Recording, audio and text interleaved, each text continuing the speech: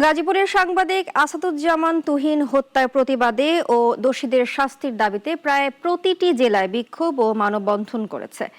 সাগররুনি হত্যার মতো এটিও চাপা পড়ার আশঙ্কা উঠে আসে তাদের বক্তব্যে। প্রতিনিধিদের পাঠানো তথ্য ছবি থেকে জানাচ্ছেন শাশ্বতী সরকার। গাজীপুরে সাংবাদিক আসাদুজ্জামান তুহিনের হত্যাকাণ্ডের প্রতিবাদে দেশের প্রায় প্রতিটি জেলার সাংবাদিকরা রাস্তায় নেমেছেন। পিরোজপুরের টাউন ক্লাব সড়কে সাংবাদিক সমাজের ব্যানারে মানববন্ধনে সাংবাদিকরা বলেন, তুহিন পেশাগত দায়িত্ব পালনের সময় সন্ত্রাসীদের হাতে নির্মমভাবে খুন হয়েছেন। তারা দাবি করেন এই হত্যার বিচার দ্রুত করতে হবে, নইলে সাগররুনি হত্যার মতো এটিও চাপা পড়ার আশঙ্কা রয়েছে। আমরা এই ঘটনার তীব্র নিন্দা করি। একই দাবিতে কিশোরগঞ্জের শাপলা চত্বরে কিশোরগঞ্জ প্রেস ক্লাব মানববন্ধন করে।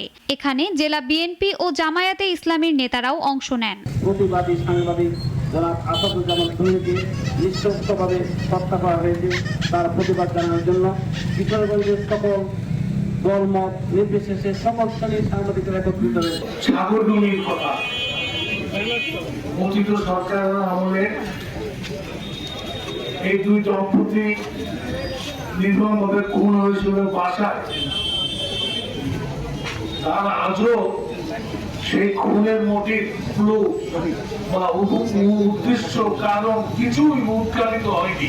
আপনারা এখন তাহলে সন্ত্রাসীরা এই বিভিন্নভাবে বিভিন্ন দলের ছত্র ছায়ায় আমাদের উপরে যে নির্যাতন, কেন আমাদের তার হত্যার বিচার করতে হবে? স্বাধীনতার 53 বছরে কোনো সাংবাদিক হত্যার বিচার হয় নাই। আর কতদিন, কত সাংবাদিকের প্রাণ ঝরলে আপনারা সাংবাদিক সুরক্ষা আইন তৈরি করবেন?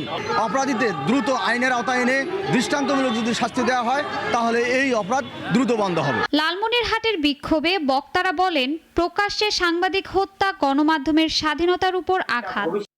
মৃত্যুর হুমকি দেওয়ার পরেও সাতক্ষীরা, টাঙ্গাইলের বাসাইল, জামালপুর, রংপুর, লালমনিরহাট, সাভার, নওগাঁ, নারায়ণগঞ্জ, ঠাকুরগাঁও, ভালুকা ও বান্দরবানে সাংবাদিক সংগঠনগুলোর ব্যানারে মানববন্ধন ও বিক্ষোভ সমাবেশে একই সুর শোনা যায়। দ্রুত বিচার এবং সাংবাদিকদের পেশাগত নিরাপত্তা নিশ্চিত করা।